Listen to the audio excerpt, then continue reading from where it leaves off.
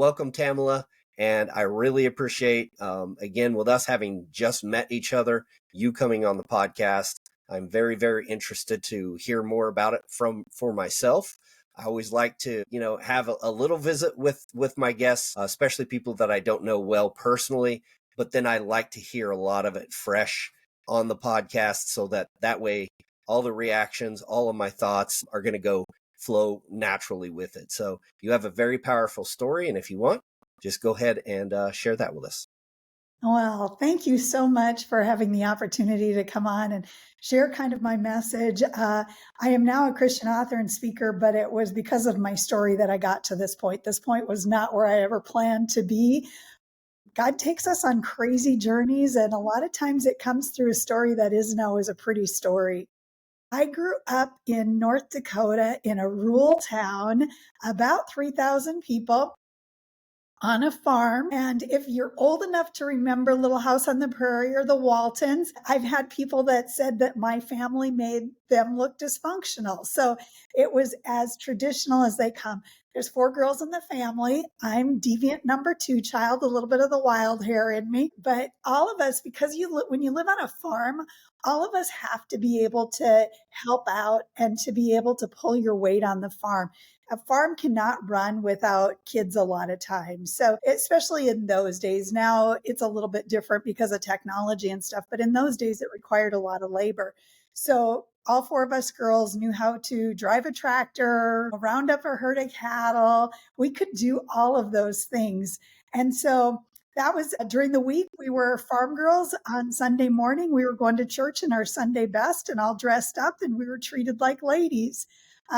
We prayed before every meal, didn't miss a Sunday at church.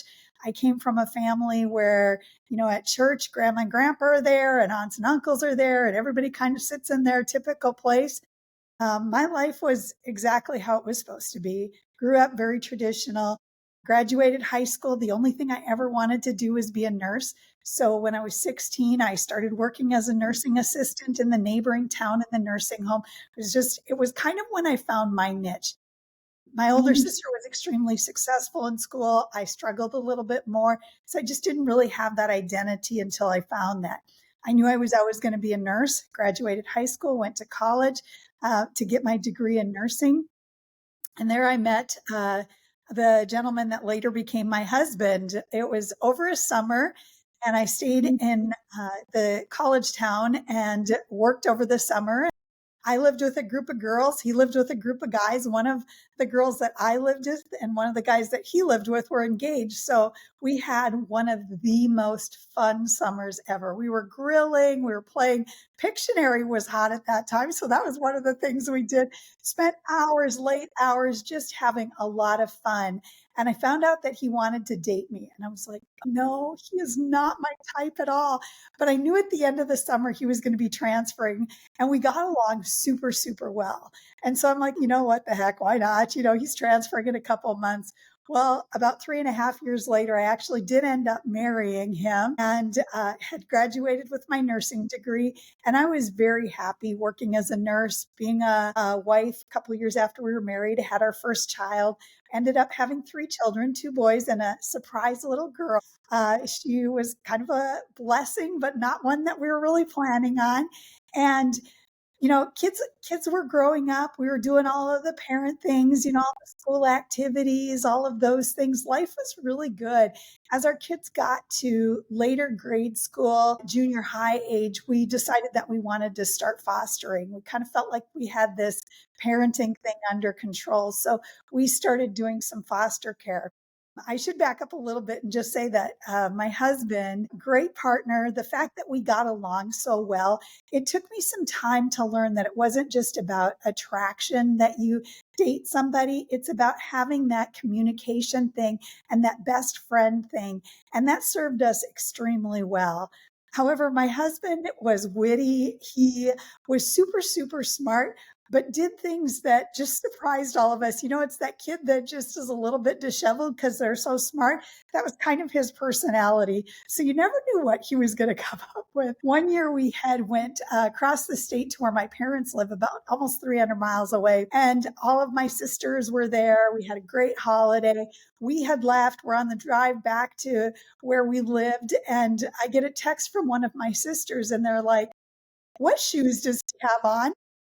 My husband had put on one of my brother-in-law's shoes. So he did these kinds of things. One day he told me he had went to the grocery store and he was going to buy some groceries for us, but they had a book section and he loved to read. So he was, going through some books, looking at what books might be interesting. He said, then I got up to the till and the checkout lady looked at me really funny and was like, "What are you doing?" And I looked down and he said, and I had grabbed the cart with all of the clearance books instead of my grocery cart.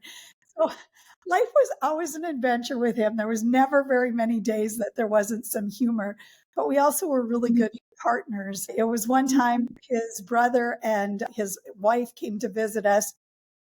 And with both of us working full time and kids that were very active, it was kind of crazy. Kids had baseball that night, and so we always fed them at home. We didn't have a lot of extra money, so eating at the ballpark was extremely expensive, 2 and 3 nights a week. So we'd try to hurry up and feed them and get out the door, that kind of thing. So I got home within a half hour. We got kids fed, we got them dressed, we got them out the door, and my sister-in-law goes, "Wow, that was impressive." We just worked good as a team. So bringing in extra kids was just a pleasure for us. We just had a joy in it. My husband, very, very gifted with kids. He actually went on to work for the Boy Scouts, and it was just his niche. I'm very naturally a mother, so it just worked for us. If you're looking at doing foster care, one of the things that's really nice is they always ask you about your placement before you accept it. It's not like you have to take every placement. And so we were really on the same page about what kids we would take, what that looked like, how that would affect our own children, all of that. So typically what would happen is my husband would get a call because he had more flexibility in his job to take those calls. And so social services would call him and say, "This is what our placement looks like. Are you able to take that?" And then he'd call me and we'd talk about it and we'd decide if we could do that or not. So several years after we had been doing foster care, I decided to go back to school and get my nurse practitioner degree, my graduate degree. And so we hadn't been doing as much foster care, but we got a call on a Friday to take a kid on Monday. And we had actually done some respite with him. Cute little kid, 6-year-old, just a lot of fun. And our life was really crazy at that point. But we just decided that we could probably handle this kid because we knew him. So that was on a Friday. Saturday came. My daughter was doing competitive dance. They needed a parent to be down at the dance studio to help with some stuff. So I went down there. My husband was working for the Scouts. Both of my boys were in Scout activities. And so they went to their Scout activity that day. My kids got home. I got home. And I was in my last semester of grad school. So I had a ton of homework and the kids wanted to go do stuff with their friends. And I was like, "Yes, please go, get out of my house, and do my homework." And my husband came home and he was kind of upset with me that I had let the kids go do activities before they had their homework done. Very typical arguments that spouses have with each other, not anything out of the ordinary. And then he proceeded to say, "I don't want to be married anymore and I'm leaving." And I initially thought that this was going to blow over. This was just something weird that had happened. It seemed very, very surreal. Over the course of the next several weeks, I found out lots of things that were happening behind the scenes. He had become a phenomenally good closet drinker. I was with my husband for 23 and a half years, if you count the years that we dated, and I've never up to that point had seen him intoxicated.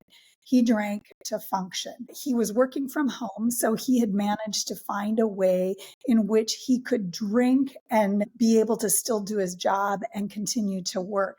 And so his personality had changed. I would say that, that 2.5 years before this happened were more difficult years for us. Granted, I was going to grad school, money was a lot tighter, we had a lot going on.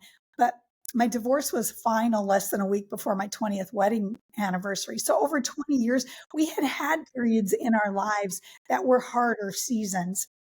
And those seasons kind of come and go. So would I say that we were at this great place in our marriage? No, but we had been there before and we were coming out of this season in that it was my last semester for grad school. But what I didn't realize is how much he was drinking after I went to bed. He was nipping during the day when he wasn't working, those kinds of things. And I found myself very, very much in a tailspin. It was unbelievable because being divorced in my family is taboo. Like divorces don't happen. That Walton's Little House on the Prairie family, that doesn't happen there. So the bottom really fell out of my world. I didn't know how do you do this? This doesn't happen in my life. And regardless of what you have that happens in your life, that is a common theme that we want to say. This doesn't happen in my life, whether it's an illness, whether, it's things like you have suffered with, with infertility stuff. This doesn't happen in my life, but those things do happen in life. And this was just the thing that happened with me. And so several months went by and he decided he wanted a divorce. And we had an uncontested divorce and found out through the course of this that there was also some extracurricular activity that was going on. And it was hard because this was a person that I trusted. We were a partnership for a long time. And, again, it wasn't this person that I was instantly attracted to that I married. It was this person that we got each other. We were great friends. Even when he left, he said, "You're my best friend and we have a great relationship. It just doesn't make a marriage." And it took me a lot of years to realize that my husband had gotten very sick in his alcoholism, and that was what changed with him. While I came from this very traditional family, he came from generations of divorce after divorce after divorce. And when we married, his goal was to break that curse, to come out of that, to do what wasn't happening in his family.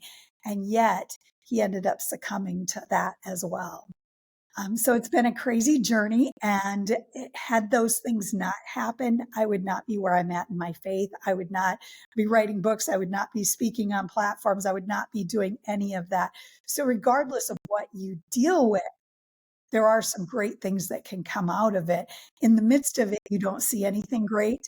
And all you see is the hurt and the pain and what I like to call the icky. So I have a grandson. And so over the last several years, I've found myself saying icky and naughty and potty more than I ever have. But when those things happen, icky is just the word that describes it so well. I can give you all of the technical medical terms, but icky describes it really well. Yeah. No, and something you touched on there, which was going to be one of my questions, was now where you are, the lessons that you learned, you've now applied to your new life, right? And what this looks like going forward. I come from a very, very, very traditional family too, which is again why I've never drank alcohol in my entire life, in a land of all alcoholics in every job. Marine Corps, you get drunk all day, every day, same thing. Law enforcement, that's how most people cope with that job and what you're doing, especially as a contractor overseas, but if you were raised in a strict method and you stick to it, there are definite benefits to it. When you verbalize, we don't get a divorce, it is one of the reasons my wife and I are still married today. I believe she would have left me, I would have left her. You mentioned the last 2.5 years were a rough patch that you guys were going through. But again, nothing you had not already overcome. And I think that's one of the most important lessons, that for people that are out there looking for the right person, or, they're about to get married, it's something you pointed out too, is, hey, you weren't just immediately awestruck and this was the man and you just had to be with him. You got along, you guys were able to have a partnership right out of the gate. And it wasn't based just on how much money he made, if he was 6 feet tall, right? It wasn't just the main things everybody's putting into the apps these days to try to find true love.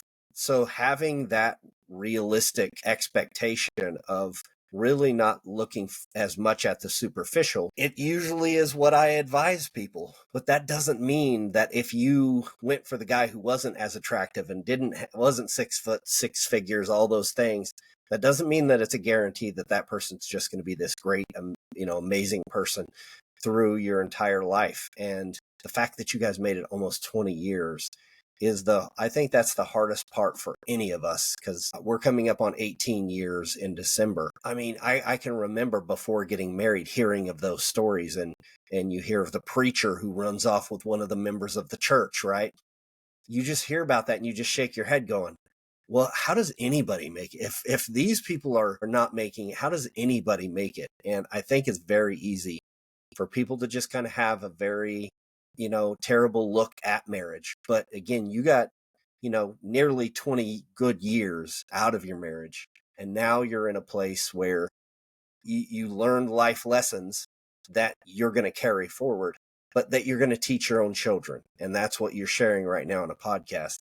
So for those kids that have gone through their parents dealing with this, what are some of the conversations you've had with your children once you found this out? Once he says, I'm leaving, like, what was the conversations like between you and your children at that?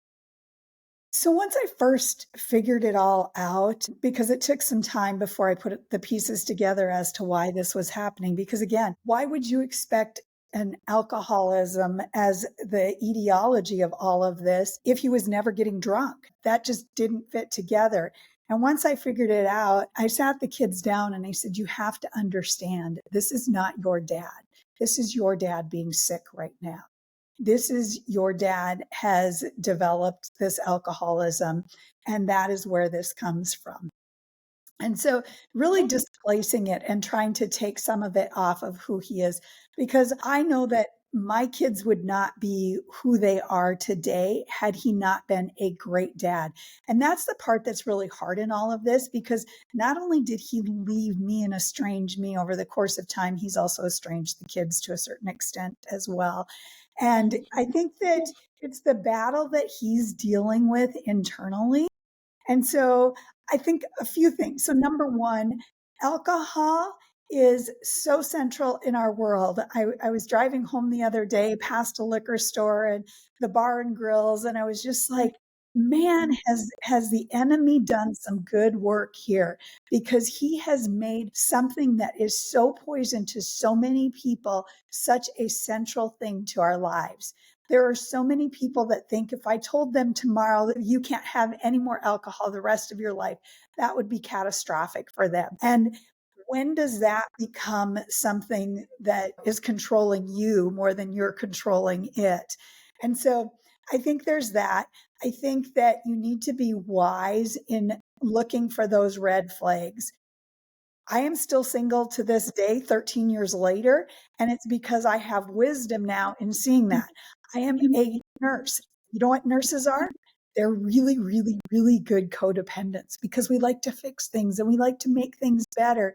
And it took me sitting in Al-Anon for a while to realize how much, without recognizing that my husband was an alcoholic, how much I was trying to fix things and correct things and that type of thing. So I know that in me, I have a predisposition to be attracted to that personality. And so there have been people that I've dated and I'm like, oh, no, I've seen this before. I know what this looks like. And so being wise to that. One of the other things that you said that's really important, because we get really hung up in the new love thing, because it is one of the most exciting and one of the most fun things that you can possibly imagine. And so when that starts to wear off, then people are like, this marriage thing isn't fun like I thought it was going to be. And so you have to know that if you are going into marriage, it's not about being just fun and what you are experiencing in those early days. I tell people all the time, we do not celebrate people being married for 25, 30, 40, 50 years because it was easy. We celebrate it because it was hard and because it worked through it. because I'm in healthcare, I get to talk to lots of people that are older in life. And, one of the beautiful things that I can say is these people have a tremendous amount of wisdom. We look at them as old sometimes and we forget to invest in the wisdom that they are able to bestow on us so that we don't make those mistakes. And it's interesting because I'll have these cute couples come in and I'll kind of jokingly, you get these little lines that you use with patients. And one of the things I'll say is, oh, and I bet you never fought a day in all of those 60 years. And they'll be like, oh, there were a lot of days I didn't know if we'd make it. So it's learning that when you go into a marriage, it is not just about having fun and being in this fun love thing. It is going to be work. It's going to be hard. And there's going to be days that you don't like it as much. That phrase that my dad would use, the grass is greener on the other side. That is what the enemy will tell you. And I personally believe that that's what my husband believed, is that I can get divorced from her. She'll be mad for a little while and then we'll go on being good friends and it'll all be okay. That was not what happened. That was not what happened at all. And so the other thing that I think in the wisdom of walking this, as you look back, you reflect what could I have done different? And while I talk about my husband's alcoholism as the root cause of our divorce, I am by no means saying I did not make mistakes and there were things that I could have done differently. We need to be very honest about ourselves and look at ourselves and the things that we could do differently. But the other thing that happens when you get married and you're in that fun love stage, you just feel so confident in that. And it's almost a false sense of security that you get out of that joy. And so then you just over time get busy with your job and then the kids and all of those things. And pretty soon you're not feeding and taking care of the marriage. What I like to say is that a marriage is a living, breathing thing. If you do not feed it and you do not take care of it every day, it will start to die. And so you start getting busy with all of these other things and you forget to take care of each other because you're good is what you say. And I think that that's one of the mistakes that my husband and I made is we felt so solid in those early years that we were like, no, we're good. We're good. We're good. We don't need to do marriage retreats. We don't need to do any of those kinds of things. We're good. We're good. And until one day when we weren't.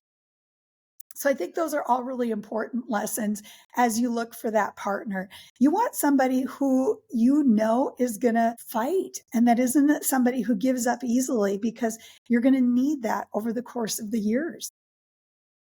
Now the passion that you're talking about right there, which I think is key. What you said too, as far as, it's a living, breathing thing. Two things, and I'm not going to bring politics into this. One of the things that Donald Trump. So when I was preaching, I used to use Donald Trump quotes as a negative because he said some really dumb things, but he didn't realize it when he said this. And this is one of them about a marriage. He said, they asked him, you're marrying her. This is your, I forget what it was, fourth, fifth marriage. And what do you think is going to be different about this? And again, this is before he was ever in politics or anything like that. And he said, well, the other marriages were work. I would come home and now I need to work on my marriage. I already work hard enough at work. I don't want to have to come home and work on my marriage. It was one of those moments where even as somebody who at that point, was newly married, I knew the exact same thing you just said. Your marriage is incrementally, and that's the part that people have a hard time grasping. It's incrementally growing or dying. It's getting better or it's getting worse. And there is no flat line. You may feel like you guys just kind of chill, like yesterday. We just kind of hung out. We did the ultrasound in the morning. We found out we have a little boy on the way. We got to see him. We listened to the heartbeat. That was a very powerful thing. The rest of the day, we're just going to hang out. That doesn't seem like much to the outside. And even to me, I almost felt like, shouldn't we be doing something? Maybe I should do something else for you. She just wanted to hang out. We're just staying home. We're just hanging out. And I think that people can often think your marriage is only growing if you're going to get her flowers, if you're surprising her with a dinner. But in reality, what I've learned through my marriage in almost 18 years now, being done with what I need to do today, and I'm going to leave my phone and I'm just going to hang out with her. And we're going to have conversations about what's bothering her, what's going great for her, what's going on with Archer, if there's something new. That right there is helping to move your marriage forward. And it's those things that you don't overlook that and just think that you need to take her on a trip to Europe in order for your marriage to be, or like you say, going on weekends, right? I think those things are great. You definitely need to take weekends to where it's just you have grandma watch the kids, and you guys focus on your marriage. But I think it's very easy for people to overlook that and to assume that you've got to spend money in order for your marriage to be moving forward, or otherwise it's moving backwards. And something I would say also, if you really want to feed into your marriage, is get praying together. Because the enemy understands that if he attacks a marriage, the amount of damage he can do to so many people, because the downfall will go to your children and it may go generations to generations. In addition to that, my parents were affected by it. My siblings were affected by it. I mean, it's a big kill shot if you want to look at it from that perspective. And so you talk about the pastors and that type of thing. So the enemy is going to go for where he can get the biggest bang for his buck. And I spend a lot of time when I minister talking about looking at our military. We don't teach our military people to shoot at arms and legs. We want something that's going to be destructive. The enemy wants that too. What is the thing that is going to cause the most destruction to this family? And that is going to be the marriage. If he can destroy the marriage, he will cause insult to the kids. He will cause insult to the people involved in it. So it's huge. And so you need to make sure that you are protected in that. And if you find a spouse that you can pray with, boy, you are armoring up that marriage and that is so incredibly important. And that's why you have to feed it daily, because the enemy, in scripture, it says that he will be in sheep's clothes, he's going to masquerade himself. So it doesn't happen like you wake up one day and things aren't good in your marriage. It is very, very, very subtle. And then you'll hear people say, well, we just fell out of love. No, you didn't. You quit feeding your marriage. You quit taking care of it. And the thing that's really important when you feed that marriage is also understanding that men and women want different things. There's a great book called Love and Respect, and don't ask me for the author right offhand because I can't remember. But one of the things that we do is we give our spouse what we want. And our spouse doesn't need what we want. Men need respect. For men, respect is on the top of the hierarchy. For women, that is love. So a man tends to give the woman respect when she wants love. The woman is giving the man love when he needs respect. And not that both of those aren't important for both pieces, but you have to understand the hierarchy of those things when it comes to your partner. So it's not about just doing what you want and what fills your cup. It's understanding what they need that may be entirely different from what you have. Amen. So just like you said, it can seem like those things are still important. And although we could use a new blender, you don't want to give that to me and give the sniper rifle to my wife. Well, my wife was in the Marines, so you could scratch that. But yes, like you give the person what it is that they want, because that's what fulfills them. If my wife gives me like respect or shows me respect in some way, that motivates me. That gives me the biggest boost to be that much better of a husband to her than anything possibly could. There's no, a check in the mail came from whatever and it was an extra $1,000 we weren't expecting from the insurance. We overpay. There's great things that happen and you're like, oh, that would be great. No, your wife, making some post, some telling you, having a surprise party, showing you love in a way and being respectful to you as a man means so much more than women are being taught, unfortunately. And there's this divisiveness that I'm seeing online, which is where children are growing up, unfortunately, is just using screens to grow up. And there's this back and forth where it's women want you to check these boxes to be a man. And you're not even considered a man if you don't have the right amount of money, if you're not a certain height, all these things. And then on the men's side, it's the virtuous things that the women assume that the men want the same things that the men that they're looking for out of a man. So the women are going out to try to get six figures. They don't worry about being 6 foot tall, but all of these things that they want is not what the man wants. And I heard that yesterday on a podcast, and it blew this girl's mind, because this guy said, of the things women want in looking for a partner, the two most important for all women is the height of the man and the amount of money he makes. The two least important things about a woman that a man is looking for is what her height is and how much money she makes. They do not matter. Those two things, unless it's like extremely short and they could be completely dead broke. Those things don't matter to men. And so I think what you said too about prayer is 100% on point. And that was something I was going to get to as well, because you're a person of faith. And the only reason that we are still married is because of our faith. And that doesn't necessarily mean that, again, it's going to carry you everywhere, because it's two people. So if my wife had not stuck it out being with me, it was our faith that we were able to fall back on, though. We were able to look at God through the Bible, his word, and go, we didn't get married to each other. We got married. It's a 3-point marriage. You're marrying this person, but you're promising to God that you're going to do everything you can to make it through this marriage. And it's tragic when someone doesn't want to keep fighting. And like your story, that's why it was so powerful to me. I was just like, you're a person of faith and you come from this same background like I come from. Nobody gets a divorce. That's absolutely not accepted. And there you are, though. You don't get to just make everybody's choices for them.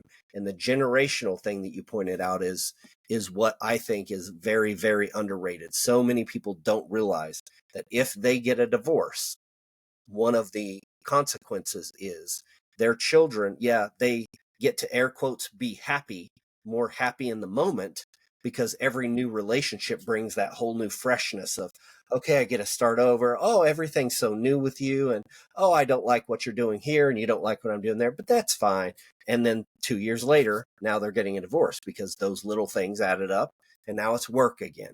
And as Donald Trump points out, not everybody wants to work when they get home from work, right? And so unfortunately, that's just not the reality. The reality is you're not just staying married for you. Your children and the legacy that's coming after. Somebody in his family tree was the first person to divorce. Nobody else was getting a divorce back in the days.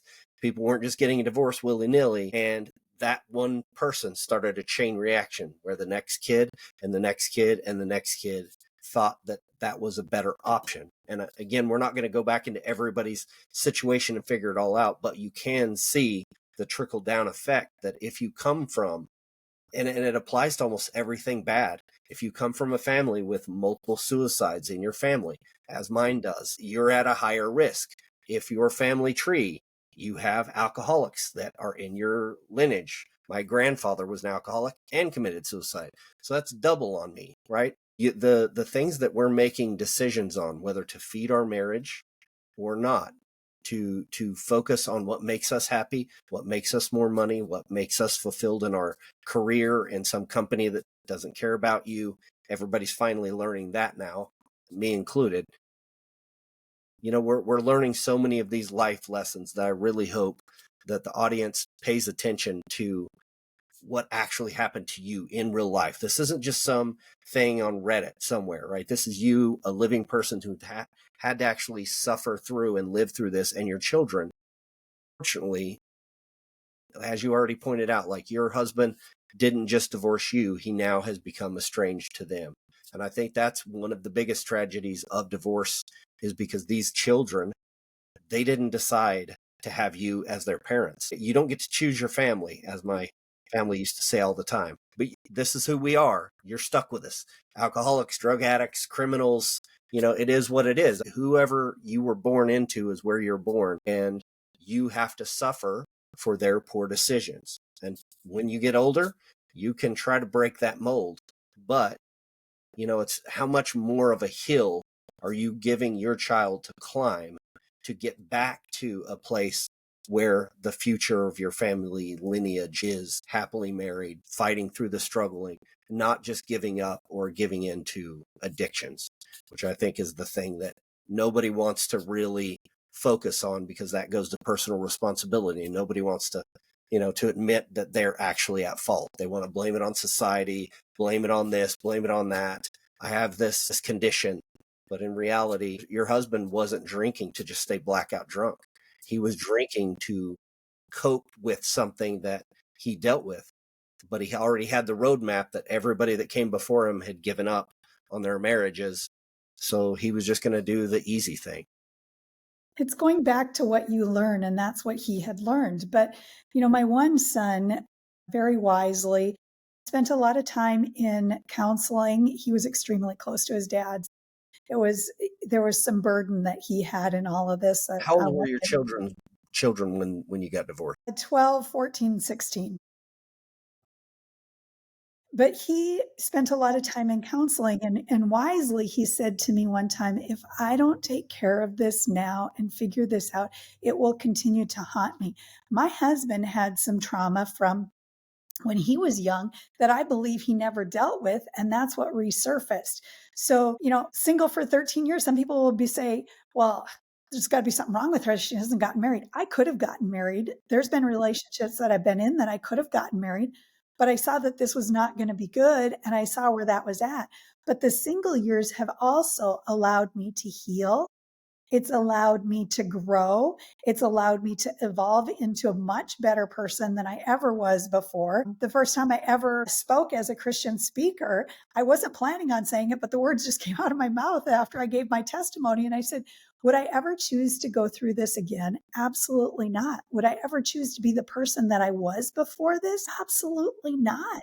But you have to do the hard work. And the knee-jerk response when somebody leaves you is that hurt and pain is so bad. And that gaping hole that is there, you want to fill that with whatever you can as fast as you can and plug that hole so that the water that's coming in and drowning your boat stops.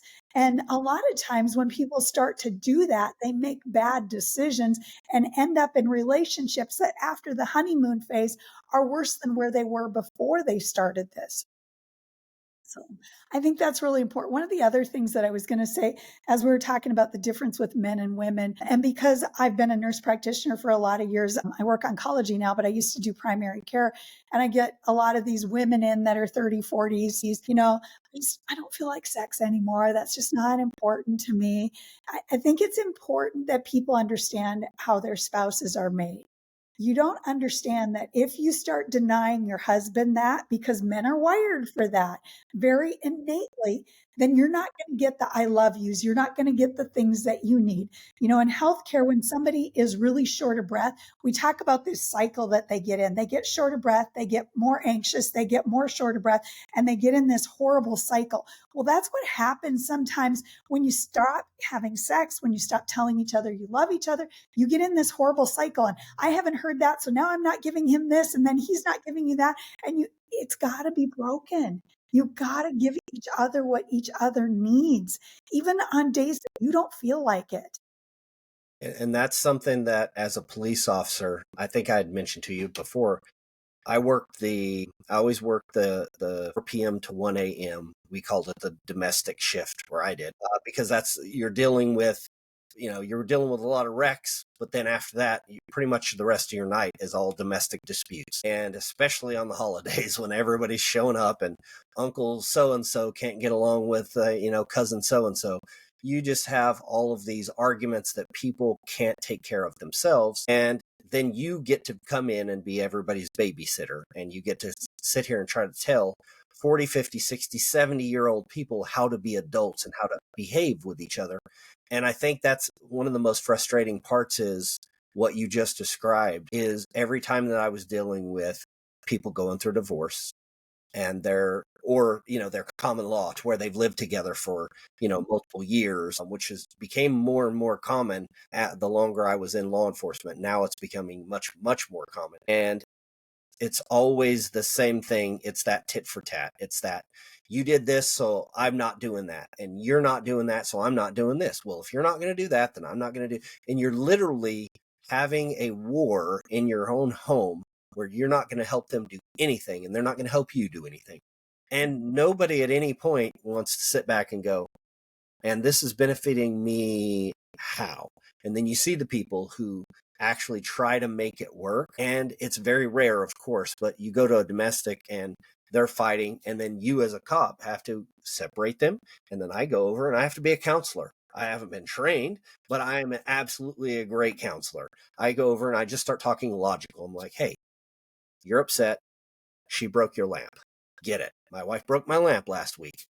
Here's the deal. It didn't help me to really be upset at her and stop talking to her. And I'm not going to do any of the dishes. And I'm just telling you, man, this is what I see. This is what I've been through. If you are the one who's the bigger man and you actually start doing nice things for her, the chances that she's going to return that with evil or breaking things or getting worse is almost zero. Because humans aren't wired that way. You guys are married for a reason. You used to like each other. And I guarantee you somewhere down there, she still likes you and you still like her. And if you guys are able to do that, and I'm going to go tell her to do the exact same thing to you. I'm not telling you that I'm fixing your marriage right now, but I'm telling you that if you follow this advice, it won't get worse. That's at least it won't get worse. And every once in a while, I would go out on a domestic and I would see that and I would talk to these people.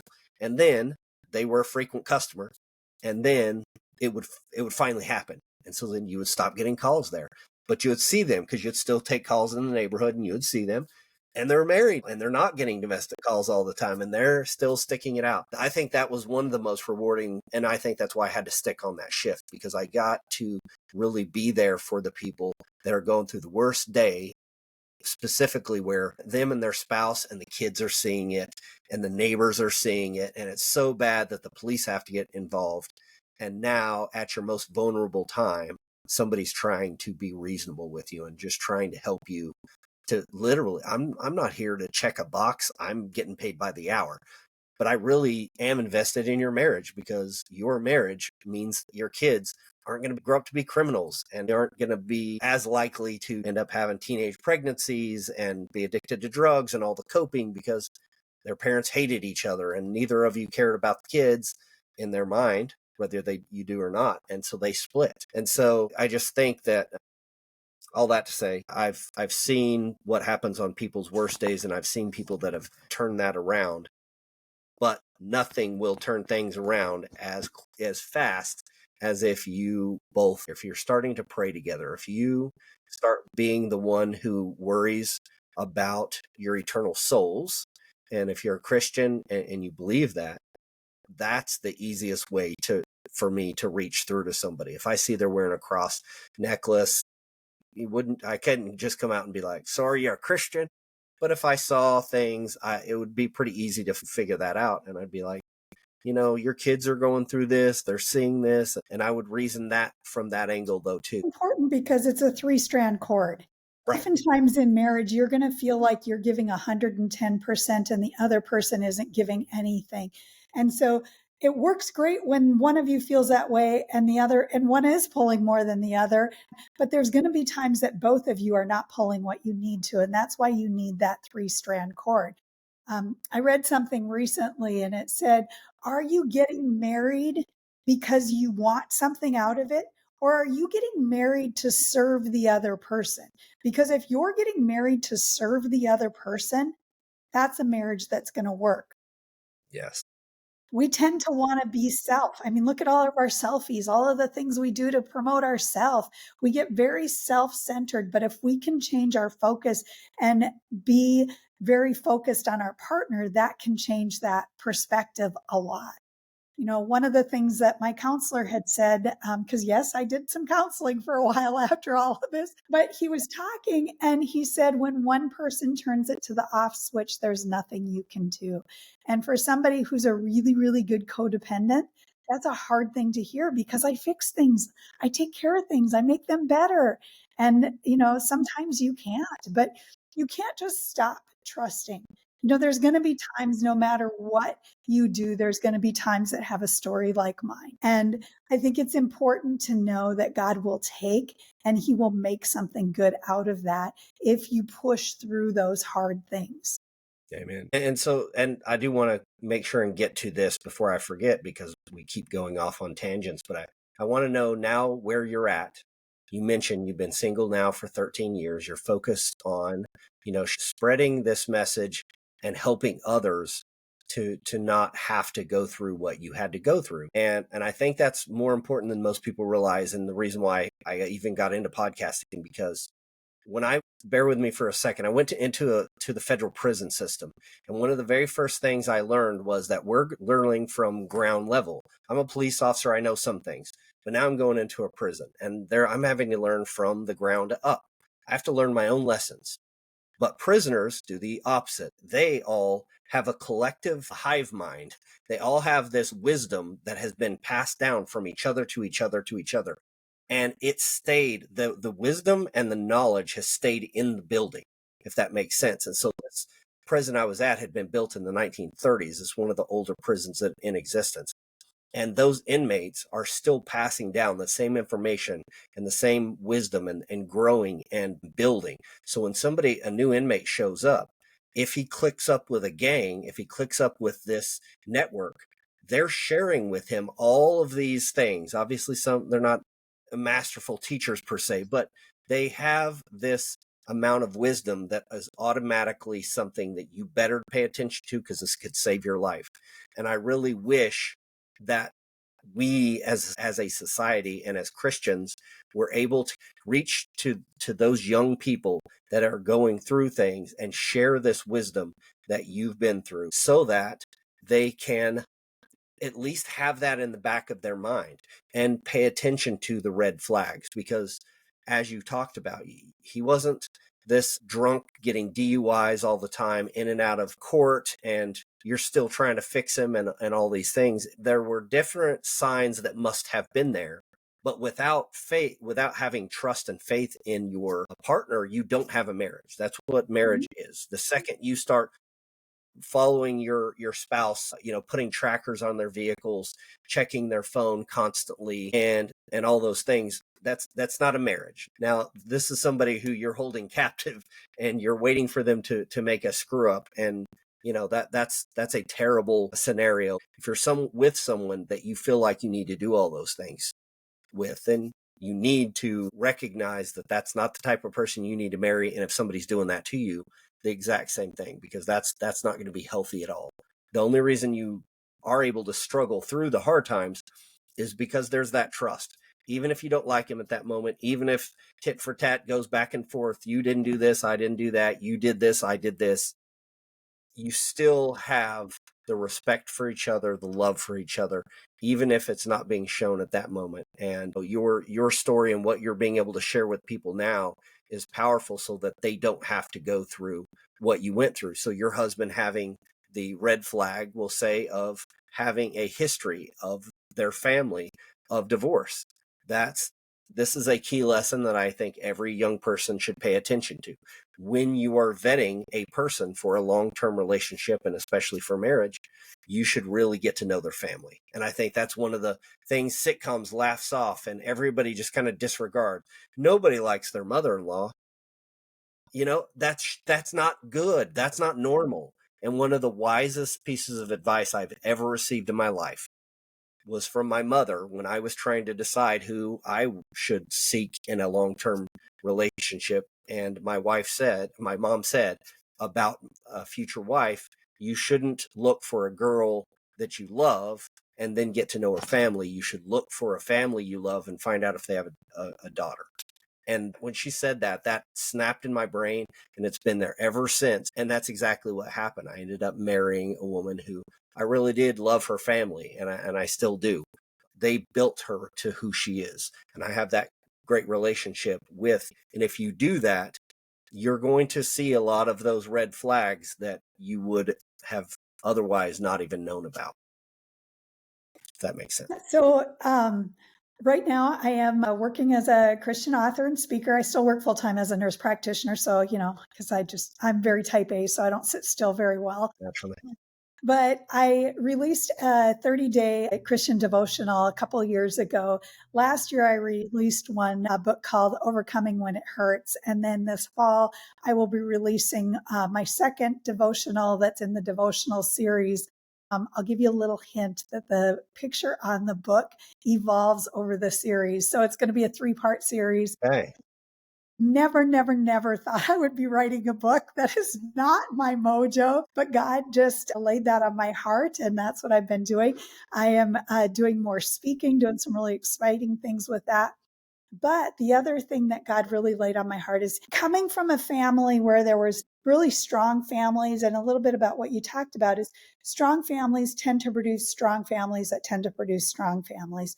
Broken families tend to produce broken families, tend to produce broken families. It's a generational curse. And with God, that can all be broken. I am absolutely 100% convinced of that. I think had my husband been more committed in his relationship with the Lord, that may have been possible, because I think he had strong feelings about breaking that. And I think he just got deceived by the enemy. So I got to be a single mom, and I say got to because I love my kids dearly and they are absolutely the joy of my life. We kind of became a partnership. So if you ever saw us together, some people joke because my sons will sometimes call me by my first name, and people will be like, that is so disrespectful. And I'll be like, no, it's because we're a partnership. We had to, because I worked a lot of hours. When my husband left, I had college debt.